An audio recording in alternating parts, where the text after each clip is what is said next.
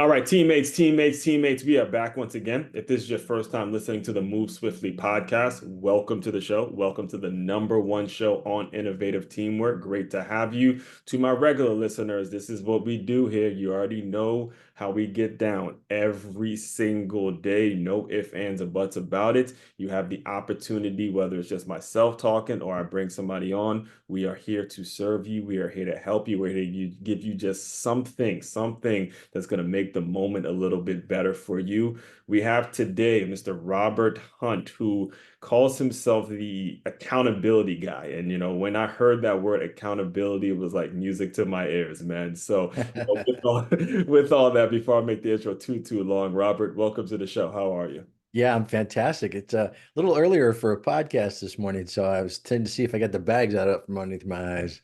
I Yes, get up, I get up like at 4:30 or 5 every morning, but I don't talk to people. I just sit on likewise. the couch.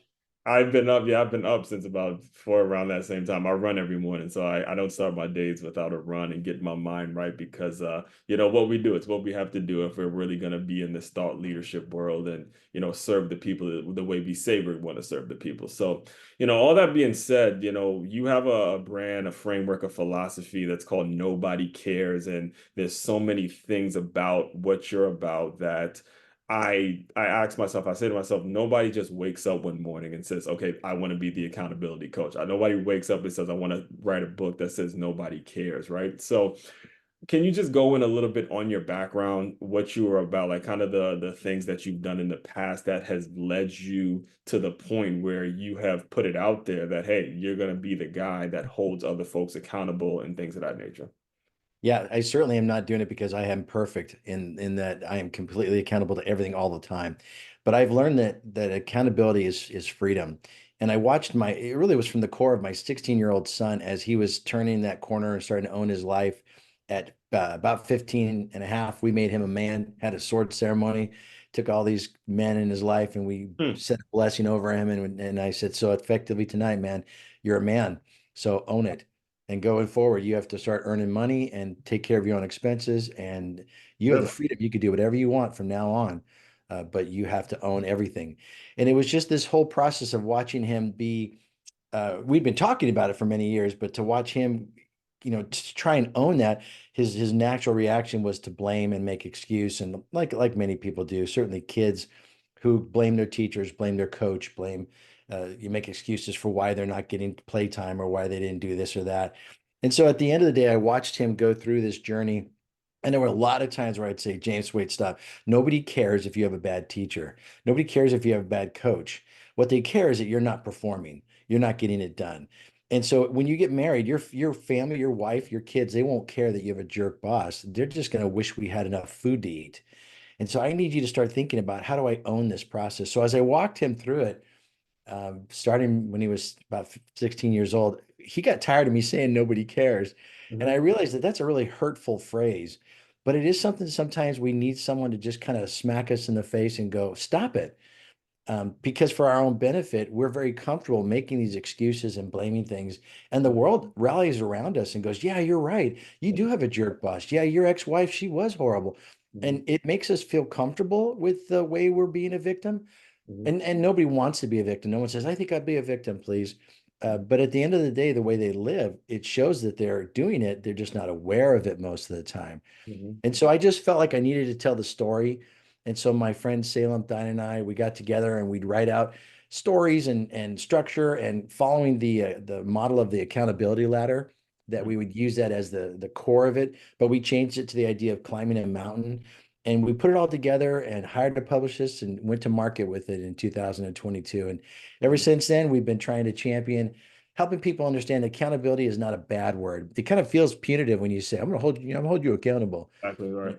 These It's kind of words sound negative, but they're very freeing. They're very freeing. And I walked it in my own life. Yeah. So, first of all, I think it's incredibly important that you do that for your son at 16 because I actually remember being in high school and I had a coach, shout out to Coach McFadden, but it wasn't me, but he was talking to another one of the players and he would say, misery loves company. and misery. Hmm. At that age, you're very impressionable. There's a lot of things that can go wrong. You can develop some horrible, horrible habits where you're complaining so much about a boss. Okay, you're gonna get a friend that you agrees with you, and they're gonna kind of live in that victim mentality where okay, it's the boss's fault. Okay, coach didn't play me. Okay, it's the coach's fault. It's this everyone's fault but your own. And you're gonna get very few people, if any, that just say, look, maybe you got to look at your own shit. Maybe you got to look at your own self and say, Yeah, yeah. maybe this is the reason this is Well, happening. they won't say that because if they say that, they're putting the light on their own excuses. If Hmm. I call you out, then the light shines on me too, because I'm the one saying the exact same thing. So nobody wants to call anyone's victimhood out Right. because we're playing the victim ourselves. We don't call it that. We just say it's outside of our comfort zone. Yes. Or, we say words that make people feel bad for us, which feels good for a moment, but all it does is take away the desire to change anything.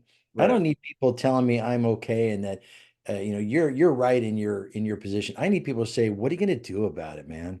Hmm. So what were the moments, I should say, in which, and this is for any, whether you're a parent or a business owner that's listening in, what were some of the moments where you started to see your son shift in terms of, hey, now he's starting to get it. Now was it like, was he losing friends? Was it a matter of, okay, dad, I'm gonna go take the trash out, I'm gonna do this, walk us through some of those moments in which you started to realize, okay, this thing's working.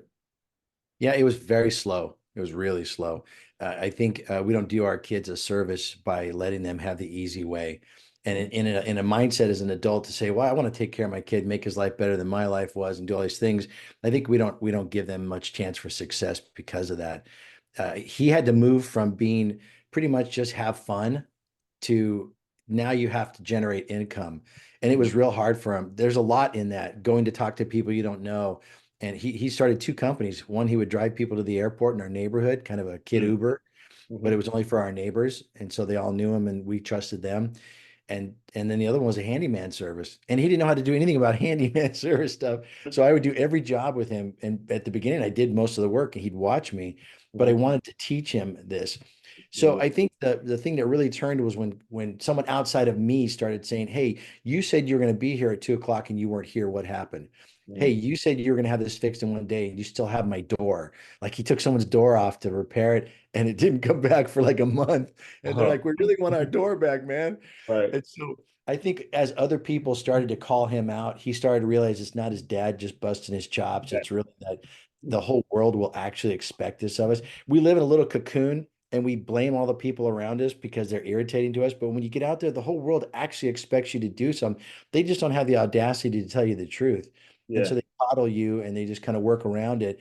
But Yeah. that's when you lose a job and that's when you lose a spouse and that's when you go broke and go into debt and Yeah. all those things that people don't want to talk the awkward conversation so you can Yeah. stay in your victim role. Yeah, I 1000% agree with so much of that. And I ask myself now as you're talking, how do you get that communicated to business owners with employees? I gotta tell you, Robert, I mean, me being in the world I've been in, whether it's athletics, whether it's fitness, whether it's education, I mean, I have seen so many what's the best way to say this? It's probably hands off bosses. All right, we'll say it in a nice, polite way. Hands off bosses to the point where people would be coming in late. That's the word you use that just triggered me. The coddling throughout the workday. The okay, this was this one's fault. It's never my fault. And I've tried to communicate these things. How are you able to get that communicated to the people that have so stuck into that mentality that you're like, look, I mean, I done got to the point where it's like, look, once I see signs of it, I'm moving, I'm going somewhere that gets it. But floor is yours to speak on that a little bit. Yeah, I get that. It's frustrating. However, Yes. most people do not understand what it means to be truly accountable. We've Mhm. got to educate them because in your own world, we're so comfortable with the four things that we do when we realize we're supposed to be accountable. In many cases, we're just kind of booking through life, not really seeing the level of accountability that's required of us. But when we finally do come to that moment where we realize, wait, I'm accountable for this, then we blame. And blame everybody does because there's always something wrong. The government, geez. You know, Oh, yes, my you're goodness. Too early for politics. Too yeah. early for No matter what side of the I'm aisle you're on, telling you you. could blame anybody all day long. It doesn't change. You could blame your boss, you could blame the economy, you could blame the Russians who are listening to us right now. I'm You know, all telling these you, things that we could blame. man. And if that doesn't work, we move to excuses. Well, I had a problem here. My parents didn't love me. Well, I have this problem. All these things that we come up with, and then everyone goes, "Yeah, that's fair. That's right," Mhm, because we want to hold on to our excuses. Again, it's this confidently encouraging people to be dysfunctional because it protects our own journey. And if mhm, the blame and excuse don't work, then we turn around and we say, "Well, I can't do that. Yeah, I mhm, can't take a job that pays me less, even though I would really, really want to do that. I'd want to work for this company because I would make less money." Well, when you're out of a job and you're not making any money, less money is more than no money. But mhm. we in our mind think, well, that's not a good deal for me and I deserve more. Well, you deserve what you can get. So Right. if the blame excuse, say you can't, and then you wait and hope. And that was our story with Kathy, my beautiful wife and I. We, in 2019, we owed $90,000 in debt. And that was not counting the house or the cars. Oh my And gosh. we had got bit by bit, year after year, spending more money than we should. And we all of a sudden got to a place where we were angry. We were angry at each other. We were frustrated. We don't get to go on vacations anymore because we're so heavy in debt. We Mm, have this beautiful house with the movie theater upstairs and all these wonderful things, but we couldn't afford it and we were trapped. And so in 2019, we just said, look, if we got to own this, we got to make changes.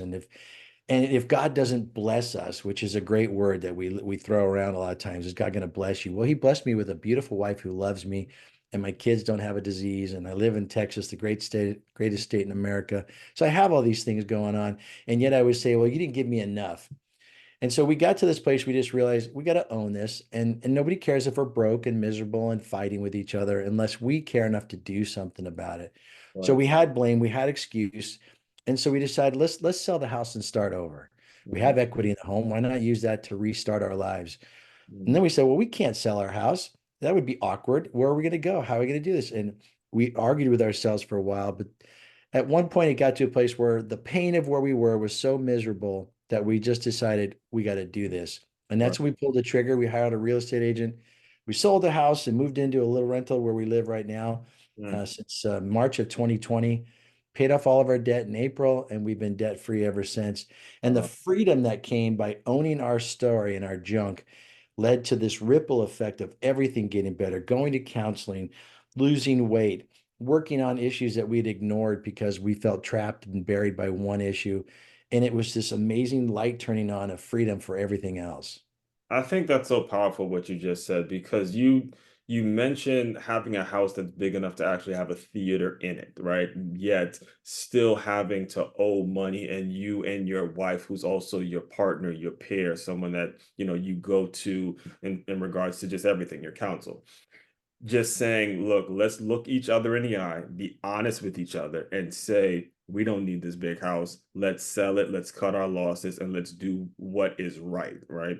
And I'd like for you to dive deeper into that concept of having the right people around you because it doesn't Mm. necessarily have to be your wife. It could be a best friend. It could be a coworker. It could be whoever you choose to be a part of your inner circle. Like, for example, I would say things like, the other black men, hey, we're not victims, or I'm tired of being the victim mentality. I'm tired of having that conversation where just because we're black, we're not getting certain things. And there's other black men who would tell me, well, we are victims. Those are the kind of people I cut off immediately. All right. I don't want them in my circle. I don't want them in my peer group because I'm so tired of hearing that same rhetoric. Can you go in a little bit about how you evaluate your peer group, how you evaluate your friends, and how you evaluate the people that are around you so you are able to make these decisions that are going to be beneficial to your future. Yeah, that's exactly why I lead CEO peer groups. I've been doing this for 13 years. That's it. And the reality of that is that we need to surround ourselves with people who make us better, not bring us down. And it's very subtle because we've become comfortable with the people we've known for so long. But the truth of it is, the people that you hang out with now who condone and appreciate or coddle you in your current mindset will probably not be the ones that will help you press forward with a different life. When I told people I'm selling my house and starting over, like, whoa, whoa, whoa, whoa. why don't Mm. you do this? Why don't you do a Dave Ramsey's program where over the next 25 years you pay it down? 25 years, I'll be dead. What are you talking about? Yeah, And we had a previous guest. Shout out to Brandon. He runs a company named Wealth Wisdom Financial, and he said he started to insinuate some of the same things about Dave Ramsey. So Dave Ramsey's been nothing against Dave Ramsey. I'm yeah, just saying that for me and my journey, the idea of going to, five years, let's take 5 years, yeah, 5 years payout. I mean, that I don't have the kind of attention span for a 5 year exactly. payout. Yeah, he was mentioning some of those things. So shout out, you Yeah. said shout out to Dave Ramsey. Everybody's financial situation is different. So anyway, Yeah. Yeah. So when Kathy and I decided this is what we wanted to do, we would share with some people that were in our inner circle, and many of them thought, "Hey, you're being kind of a zealot. Let's not get all wound up and all this." But you have to decide what your life looks like. We put a satisfaction assessment in the book. After the end of the first chapter, there's two wheels, and we want you to fill it out. You can actually go to our website and do it for free without even owning the book, nobodycaresbook.com, and you can fill out the satisfaction assessment right then and there. You can declare to yourself, am mhm, I satisfied with all these different areas? And when you realize you're not satisfied with something, then the question is, what are you going to do about it? And mhm, then if you go to blame, excuse, say you can't, or wait and hope, you realize you're playing a victim role.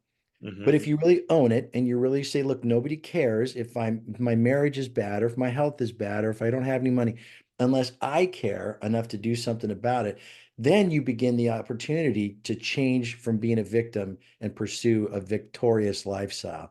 And that's the thing that we had to look for, was people who bought in to where we were going mhm. and would support us with our initiative. And sometimes you need new friends when you decide to own your junk and turn it around. It is important, and it is important too for you listeners as well to pay attention to the point where he said it's very subtle. It is so subtle. It is like to the point where it can blindside you when you look up 10, 15 years down the line. You're looking around people, you're like, wait a minute, we're talking about this. I love that scene in 8 Mile where I don't know if you see the movie 8 Mile with Eminem, but he goes off on his friends. It's about him trying to come up as a rapper. He goes, all we ever do is talk shit. All we ever do is talk shit. No, what we got to do is do so. We got to just shut the hell up, and we're so broke as hell, right? And that brings me to the next thing I wanted to make sure we talk about today is, are there any examples or any situations in which you have gone to business owners, or you gone to people and they've applied this method, the method that you used, and it's made a significant change in their business, whether it's their personal or their professional development? Go ahead and kind of speak on anything that has happened like that. Yeah, yeah. In our CEO groups, we focus on personal and professional. I don't think you can just do a peer group where you Can't do just both. focus on I one mean, can't do category. one. Can't got to Yeah, do. You're right. Cannot do yeah. just. The reality is there's no difference between our personal life and our work life. It's still me at both places. It's just doing a Exactly. little different. At home, it's still work. I got chores. I gotta help the kids read. There's always work. You never stop working unless you're playing. Right. And most And of the time we're I got to working. pause you on that point because, again, every time this comes up, I want to make sure I re-emphasize it to the listeners. Work ain't a bad thing, folks. I know you've been conditioned and it's kind of been in your head that work is something negative. There's a negative connotation of work. I want to debunk that myth right here and right now. Work is a part of life and is not a bad thing. It is a good thing to work. You just have to enjoy it. It's not a bad thing. All right. So go ahead. I just make sure I want to make sure I re-emphasize that as often as I possibly can. Well, have me back another time. We'll talk about the concept of margin, where you create a Well, world absolutely. Yeah. where there's room for you to live the life you want. Work is part of that journey, Mhm. and when we're at work, we should be ourselves at work. So there's a consistency of who we are. Mhm. But in the case of asking how these has it worked within the business world, my clients, they're humans, and so they come to work with all their marriage and kids and health and family problems, and then they're trying to lead their team with a big bag of crap over their shoulder of the life that they've lived, and Mhm. they're trying to stay focused. And so when we talk about accountability, we just talk about whatever thing you're going through, you just have to own it. That's the simplest word of accountability. You own it. And Mhm. so when we brought this principle to our groups, I saw people change their health. I saw people go into counseling for themselves and for their marriage. I saw people look at their P&L. And when we have meetings, we put our P&L up on the screen and let everyone look at it. And when someone looks at your P&L and says, gee, that's all the profit you're making? What's the point about having all this revenue if you don't get to keep any of it? And Mhm. letting people see past the curtain is really, really helpful.